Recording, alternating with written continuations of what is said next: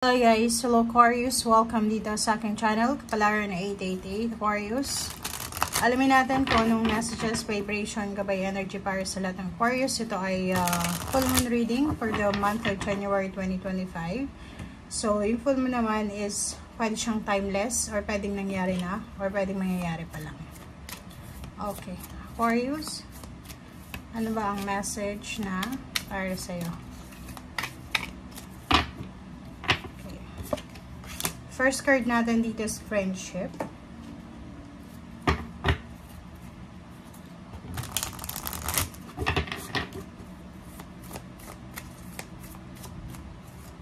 Next card is yes. Wow. So, kung makikita mo dito, yung message ng friendship card nito ay sinasabi na seek out your soul family. Surround yourself with positive people. Spend more time socializing. So, Aquarius, nakikita ko sa'yo dito na siguro meron kang ngayon mismo habang nanonood ka, marami sa inyo na siguro may nanliligaw, may gustong makipagkaibigan, bagong lipat sa trabaho, or bagong relocation ng negosyo, o bagong salta sa isang lugar. And siguro maraming offers ng relationship, mapa-intimate man or normal lang. Andito sinasabi na huwag kang mag-alala. Kung it's a yes card, nasa tamang direction ka, pwede kang magtiwala. Okay? So, surround yourself with positive people. So, basta maging matalino ka lang sa kung ano yung alam mong tama at mali. Okay? So, kasi, yun nga, may kasabihan tayo. Tell me who your friends are, and I will tell you who you are. So, dito sinasabi, spend more time socializing. So, spend more time para makipag-connect, makipag-socialize, makipag-kaibigan, makipag-party, or share yourself sa ibang tao. Right? Iwasan mo yung pag-iisa.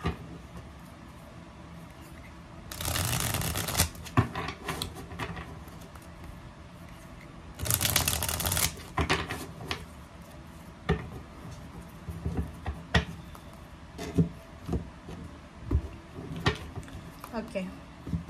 Third deck natin, first card mo is Nine of Wands. Nakikita ko sir dito, since yung first two cards mo is all about relationship or pwedeng partnership. Siguro yung iba sa inyo, pagod na kayong makisama sa mga tao. Like, marami kayong pinapapasok sa buhay mo, friends, intimate, or family. But, wala, pare-pareho yung ugali. Pare-pareho yung trato sa'yo or parang iniiwan ka lang na luhaan, parang ganun. So, nakikita ko yung pakiramdam na pagod ka na. It's either sa pakikipagkaibigan, sa pamilya, or sa anything na may connection sa connection. Okay? Connection sa connection.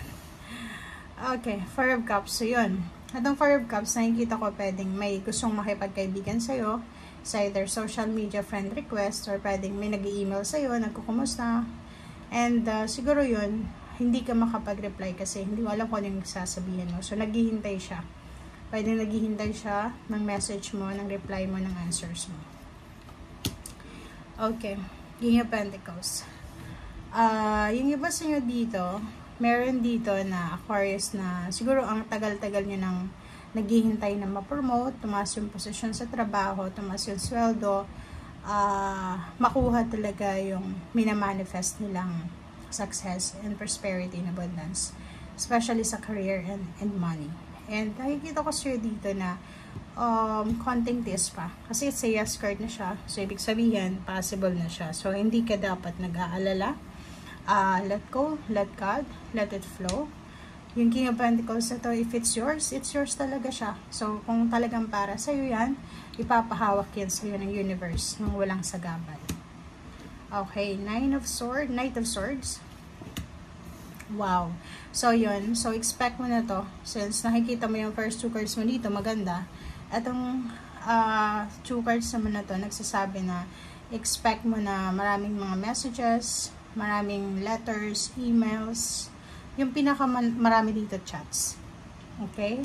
And nakikita ko sir dito na posibleng may mga good news ka na worth celebrating. So, Ace of Cups, siguro yung matagal mo nang gustong magkaanak, magkaroon ng asawa, may kasal, makapagtrabaho sa ibang bansa, makuha yung financial success, ay nandito na. So, pwedeng ikaw to na nagde-deliver ng mga messages. Pwedeng ikaw ito na nagsisend ng mga messages sa mga kapamilya mo, kaibigan na at last, nandito na ako sa sitwasyon na wini-wish ko. Like, pwedeng buntis ka, buntis yung asawa mo, ay boyfriend, girlfriend, parang ganun. Or nandito ka na sa situation na talagang pinagpipray mo. Okay? Careful lang. Okay? Be careful. Kasi may page of wands, may posibleng in the future to. Posibleng in the near future. Pwedeng page na kasi siya. So, it's either December 2025. Mag-iingat ka kasi posibleng mindful ka sa mga pag-aaway, kompetisyon, sa mga comparing, sa mga magkakapatid, pwedeng ikumpara ka sa kapatid mo, sa kaibigan mo, ganyan, ganito, or sa trabaho, ganun. So, mag-iingat ka.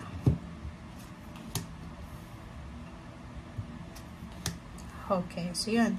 It's confirmation na talagang yung matagal mo nang hinihintay is either good news or any information, any report, or any result ay posibleng darating na sa'yo. Mabilis to napakabilis na delivering of messages, delivering of information. So, itong 8 of Wands is, yun nga sabi ko sa'yo kanina, lahat ng klase ng information, communication, letter, chat, call, or email. Okay, pwedeng 3 years ka nang naghihintay na mabuntis, 3 years ka nang naghihintay na makuha yung visa, petition, citizenship, or pwedeng promotion sa trabaho, or higher ranking, parang ganon. So, nakikita natin dito na parating na siya. Okay, so, King of Swords. So, nakikita ko sa'yo dito na you're moving forward, you're moving positive forward. So, nasa King of Swords ka na, ibig sabihin na malapit ka nang makaalis sa sitwasyon na ayaw mo na talaga. Kung medyo suffocated ka na sa relationship mo, bibigyan ka ng boost, bibigyan ka ng confidence ng ating Panginoon. Yung parang ipupush ka nila na umalis dyan sa situation na hindi na worthy para sa energy mo. Okay? And at the same time, since ang nakikita natin dito is puro messages, information, be careful kasi yung mga messages na yan, pwedeng dumating yan sa mga unexpected time and days, weeks na hindi mo ina-anticipate. So, yun, maging attentive ka kasi pwedeng may mga letters, information, may mga call and chat ka na hindi ma-answer o hindi makuha dahil busy ka sa ibang bagay. Okay? So, thank you guys for watching. Bye!